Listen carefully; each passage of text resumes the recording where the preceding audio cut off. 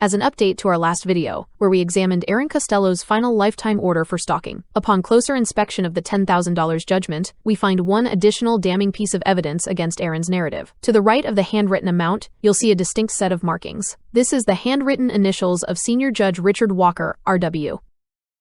Standard judicial practice requires a judge to initial any handwritten additions to a typed order to verify their authenticity. This isn't just a number on a page, it is a verified sanction, initialed by the court, specifically punishing Erin Costello for her contempt. The forgery narrative didn't just stumble, it officially hit a dead end. We wish to further underscore the clerk's electronic file stamp on the first page, which covers the entire 4-page document. It takes a staggering amount of nerve for a lifetime restrained harasser, with multiple warrants for her arrest to accuse her victim of forging a court document, the clerk's electronic file stamp, the judge's signature, and the judge's initials. Falsely accusing others of crimes and participating in the dissemination of fabricated defamatory narratives is what got Erin into trouble in the first place. Whether she is the architect of the fiction or simply its loudest megaphone, she has demonstrated a consistent pattern of weaponizing unverified claims to incite an online mob. Not only does she show zero contrition for the harm caused by these tactics, even after the consequences were spoon-fed to her in court, she persists in the same cycle of harassment. While we don't wish imprisonment on anyone, a few days in jail might provide the reality check Erin so clearly needs to understand that digital complicity has real-world legal consequences.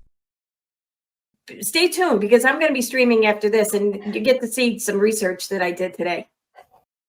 Hold up. We were thinking about ending it here, but let's do one more segment. That's the go-to playbook for a black PR campaign against somebody. They'll try to dig up enough dirt on somebody to try to smear them, to try to character assassinate them and ruin their credibility.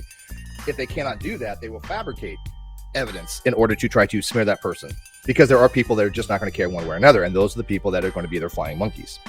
That is how it works. That is how black PR works. Again, his recent live streams really give a lot more information about the story. Strongly suggest you go check them out. Actually, in the ecosystem of online communities, we're all used to the standard tiers of dysfunction, the petty deceptions, the he said she said theatrics, and the occasional creator who simply lacks a moral compass. But as we continue untangling webs, it's clear we've unlocked a final, darker level that transcends mere internet shenanigans. We aren't just dealing with dumb behavior or influencers who don't know better. We are documenting 50-year-old adults who have had their conduct explicitly spelled out and condemned by a court of law. When a lifetime restraining order is treated as a suggestion rather than a mandate, we move past personality flaws and into a territory of criminal non-compliance. This isn't just a failure of character, it is a display of breathtaking audacity and a willful disregard for the law that signals a truly dangerous, actionable component. By choosing to remain in contempt, these individuals have signaled that they believe they are untouchable, proving that their obsession outweighs even their own self-preservation. It is no longer about who is worse in a neighborhood spat. It is about the documented reality that these people have no stop button, making their behavior a matter of public record and public safety.